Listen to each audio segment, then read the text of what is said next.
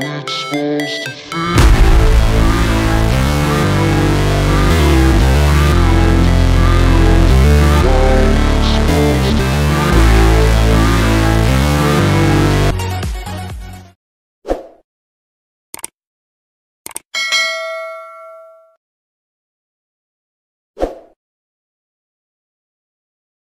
jechuun jaaladha.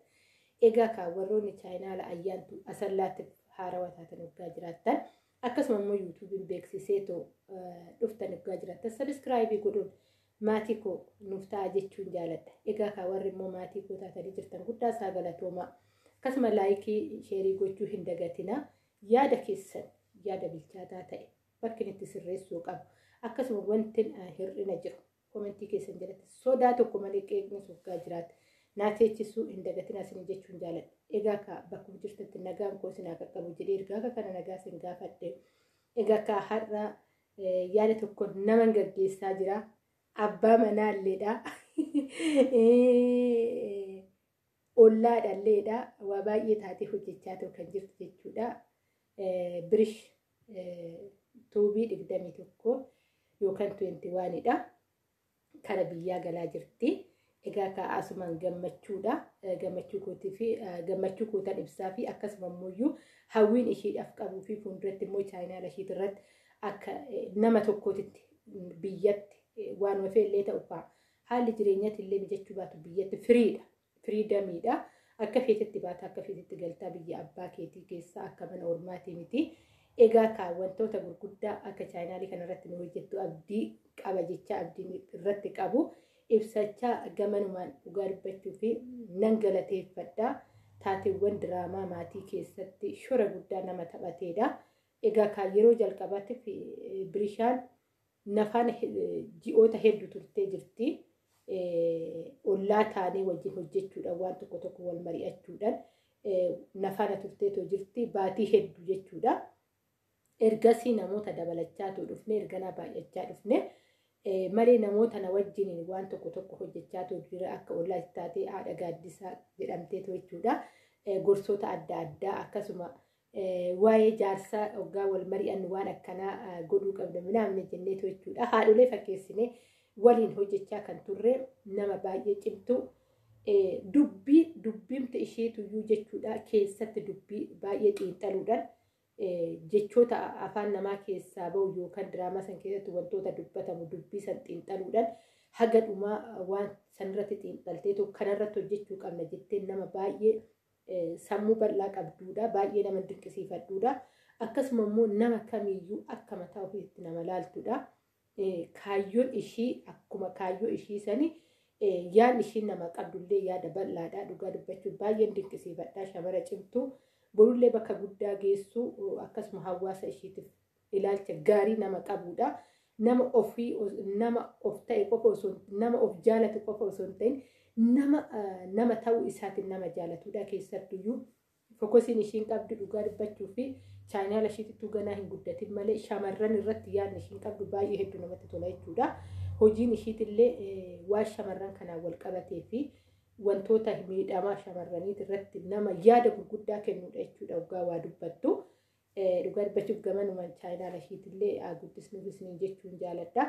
Egaa kan yeroo baay'ee warroonni waan gaariin keessa jiru kun guddina irratti baay'ee saffisanii egaa kan guddina irratti akka saffiftuu bira dhaabbachuu qabna isin jechuun jaaladha. Obboleettii teenya kara biyyaa galaa jirti. Neetis baduu osoo hin ta'in amma yeroo baay'ee rakkoo guddaan kan jiru.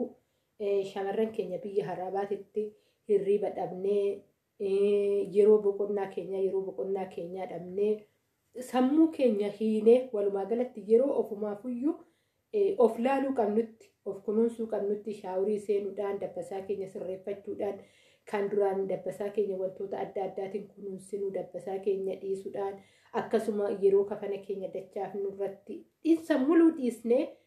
Yeroo keenya muluu yeroo boqonnaa keenya yeroo nyaataaf dhugaatii keenyatu yuutuubii kanarratti fokusii goonee waan meeqa bu'aa ce'ii meeqa keessa dabarree moonitaayizii erga taane yookaan immoo seera yuutuubii erga guunneen booda kara biyyaa waggaa deebin yeroo baay'ee shamarri baay'een achumaan achitti badu.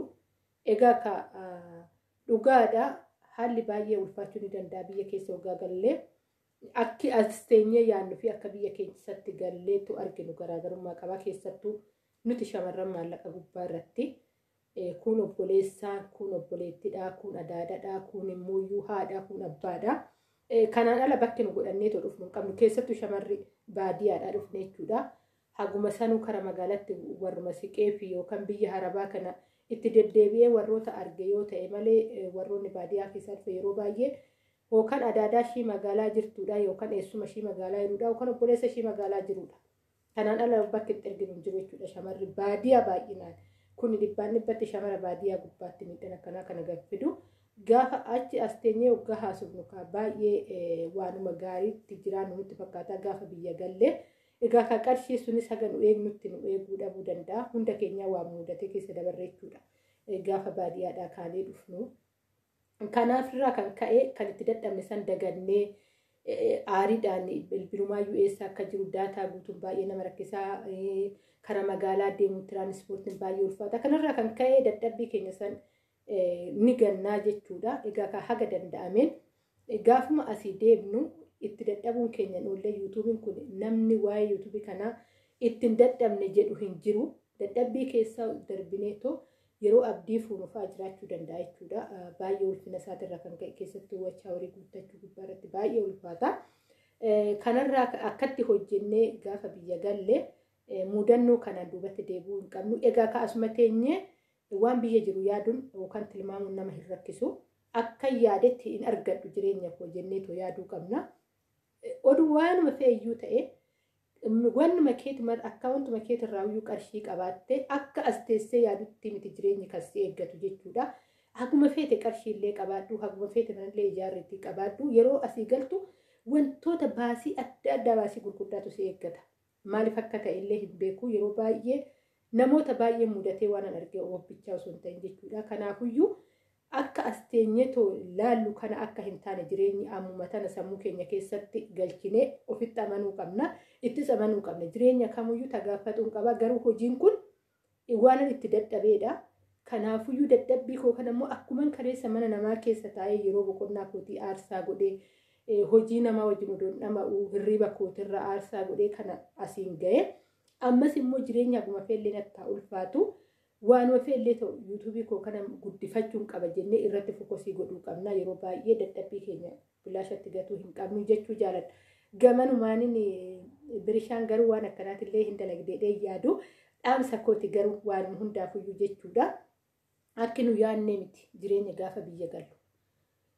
Ofumaafuu haguma qilleensuma sanii nu wal fudhannuttu baasin nuti baafnu fi gaafa bubbulaa dhufne baasnu garaagarummaa qaba. Haga qilleensa biyyaatiin wal fudhannutti. Wantoota danuutu jira.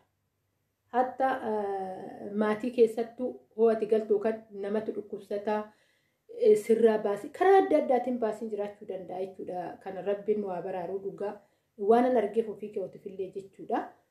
Kanaafuu kana maraa damdamachuu ni dandeenya jennee itti amanuu qabna. Gaafuma asii kara biyya keenyatti itti deebinu kan itti dadhabne kana gatuu hin qabnu jechuuf kan gabaabumatti. Egaa kaabirishaan baay'ee nama cimtuudha. Abdii sirraa qabna galteetoo hin baddu akka irratti hojjettu yuutuubii kanatti dadhabdeetoo jirta. Keessattuu ganaa sa'aatii guuttachaa jirta waan ta'eef iyyuu jabaattee wantoota adda addaa wantoota haarawaa ta'e wantoota naannoo kee jiran hundaa nu qabattee dhuftee ni daawwannaa. Egaa kan waan biyya keessa jirru nutu as jira malee hirriba keenyatu asi malee abjuun keenya biyya bulaa. Kanaafiyyuu waan biyya keessa jiru baay'ee jaalannaa, laalus ni jaalannaa, dhaga'us ni jaalannaa waan ta'eef iyyuu wantoota haarawaa biyya keessatti jiru nu dhiyeessuudhaan miidiyaa kanarraa illee nu jalaa hin badinis hin jedha. Ani akka diraamaa maatiittoo kan hundumaa bakka bu'eetoo baay'ee si jaalannaa, baay'ee si kabajnaa. Durba cimtuu baay'ee nama kaayyoo qabeettidhaan nuuf jabaadhu siin jechuun jaaladha. Manumaanis deebisee toomooyyuu dhugaa dubbachuuf naman boruu hawwii wal argee wajjin hojjedha jedhu keessaa jiraate taanan Birishaadha. Birishaan baay'ee shamara cimtuu, shamara jechoota gurguddaa qabxii gurguddaa of keessaa qabudha. Dubbiin ishii keessattuu waa'ee shamarranii gubbaa irratti ilaalchi ishiin qabdu hedduu namatti tola. Egaa kan fuulduratti illee argitan ani waan itti dhiyaadhee arguu fi wantoota baay'ee wanni keessa wajjin dubbannu baay'ee jira. Karoora keenya kara fuulduraa wantoota icciitii danuu wal biraa qabna jechuudha. Walumaa galatti yuutuubii kanarratti qofa osoo hin ta'in Ani fi birishaan baay'ee nama walitti dhiyaannudha jechuudha. Dhugaa dubbachuuf garuu yuutuubuma kanarratti kan argadhe birishaa garuu nama baay'ee walitti dhiyaadhu nama borus har'as kaleessas gaafan dura argirraa illee amala tokko qabdu baay'ee nama cimtuu namni nama jedhame bakka nama jedhamee tokko yoo amma bukeessaa akka tokkotti fudhadhudha jechuudha. Hawwii guddaan qaba burullee wajjin hojjechuuf shamarran akkanaa kana. Egaa kaa dhugaa dubbachuuf asumaan immoo ijoolleen taatee diraamaa kana wajjin hojjechaatu jiru. Anaaf garuu nama addaati dhugaa dubbachuuf bara koo keessattuyyuu namoota gaarii rabbiin naquunname yookaan rabbi naa kenne akka kennaatitti jedheetoo fudhadhu ijoollee taatee diraamaa wajjin hojjechaatu jiru. Hedduu dhugaa dubbachuu fi hedduu ijoollee baay'ee namatti toltuudha. Ijoollee baay'ee ilaalchi isaanii akka mataa ofiitti saba ofiitii yookaan hawaasa ofii ilaalanidha. Akkasuma immoo hojii taatee diraamaa kana chaanaala Ayyaantuu Asallaat irratti hojjechaa irra hojii kana gaafa hojjennu akka mataa ofiitti ilaalaniitu warroota hojjetanidha. Baay'ee barumsa guddaa yookaan muuxannoo guddaa isaan irraa argachuu ni dandeenya jedhee yaada namoonni baay'een. Egaa kaa hojiin kun nama kamiyyuu ni dadhabsiisa haala mijanne keessa dhaabbatee teenyumtuu kan hojjechaa jiru. Gamanumaan dhugaa dubbachuu fi achi keessatti of laalaa jira jechuudha. Ijoolleen taatee diraamaa kana wajjin hojjechaa jiru. Guddaa isaa galatoomaa. Kennaa kana rabbiin isinirraa fudhatan isin jechuun jaaladha. Ijoolleen kunniin egaa kaa warri kuuwwan illee reekshiiniin kee walitti dhufeenya namaa maal fakkaata? Hawaasa naannoo biraa waliin akkamitti walitti dhufne oromummaa ofiitu wal baruunuu as keessatti dhugaa dubbachuu fi naannoo nama kana wajjin hoggaan hojjedhu akkani namoota naannoo sanii kan biraatillee dabalataan argadhu fedhiina keessatti uuma jechuudha. Dhugaa dubbachuuf amma fakkeenyaaf ayeetuu gaarummaa ishii gaafan argu naannoo ishii hawaasa ishii naannoo ishii jiru kan biraa argachuuf fedhiina keessatti uumaa jechuudha. Akkasuma mashaar inni nama gaarii ta'urraa kan ka'e nama naannoo isaa jiru namoota biraa dabalataan wal baruu akkam barbaadu fedhiina keessatti uumaa jechuudha. Birishaas akkasuma buzees dhiyoo kana kan nutti makamte carraa diraamaa carraa gubbaarratti hoo ishiin nufaana waan akkanaa kana hojjettu nama naannoo ishii keessa jiru akkan kan biraa baruudha fedhiina keessatti uumu godhaa jechuudha.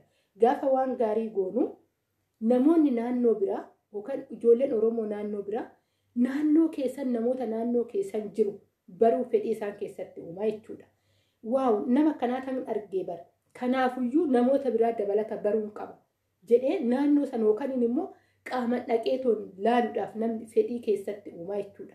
Gaafa waan gaarii goonu egaa kan waan gaarii godhuun naannoo keetifuyyuu waan gaarii dheedheeta fudhadha. Ani akka Ayyaantuu Asallaatitti egaa kan namni biraa immoo waan biraatti fudhachuu danda'a. Ani garuu akka Ayyaantuu Asallaatti ijoollee taatee diraamaa kana wajjin hojjennu kan isaan irraa kan ka'e naannoowwan isaanii osoo dabalataan nama biraa baree namoota biraatis immoo odoo reekshinii wajjin uume kan naannoo isaanii ta'e akka jedhu na keessatti uumaa jechuudha. Maaliif jaalalan isaanii qaburraa ilaalchi isaan hawaasa isaaniitiif qabanirraa ilaalchi isaan kabajaan isaan naa qabanii fi jaalalli isaan naa qaban gaafa ilaalu jechuudha. Dhugaa dubbachuuf ijoollee baay'ee nama kabajuudha. Ijoollee baay'ee ofii koo osoo hin ta'in nama koo jedhanii ijoollee jiraachuu dandeessuudha. Ani beeku ani ijoollee taatee diraamaa kana akkattan ibsu hin beeku yeroo baay'ee waa'ee isaanii nan dubbadha. Egaa ka gabaabumatti birishaa qaalii namaa jabduu cimtuu rabbi si faana haa ta'u nagaadhaan kara maatii keessatti naagalissiin jedha. Hedduu si jaaladha hedduu si kabaja maqaa diraamaa maatiitiin baay'ee bakka guddaatti si eegaa hawwii kootilleedha. Edagaa chaayinaalii kanarratti waan gurguddaa ta'e waan aadaa kee calaqqisiisu keessattuu ilaalchi kee shamarran gubbaarratti shamarran biyya keessattis ta'ee ilaalchi isaa shamarran biyya arabaatii qaban kanneen walitti fiduudhaan akka wal hammatu gootee akka nu barsiistu gamanumaan dhaamsa siif qaba jechuun jaaladha. Ergaa ka ijoollee Oromoo kutaa kam keessattuu argamtan baay'een isin jaaladha baay'een isin kabajaa hordoftoota koo'ee amma chaayinaala Ayyaantuu Asallaa gubbaarratti wantoonni adda addaa daddarbaa jira. Bifa diraamaatiin bifa barumsaatiin bifoota adda addaatiin gaafis akkasuma gaafii waan adda addaatiin jira. Egaa kanarratti yaada qabdanii fi yookaan qeeqa qabdan dhugaa jiraate akkuma dura dubbachaa turetti koomentii jalatti naa barreessuu hin dagatinaa. Haga viidiyoo biraatti walitti deebi'u turtii gaarii bakka jirtanitti nagaa waaqayyoo siif faana haa ta'u isiniin jechuun jaaladha.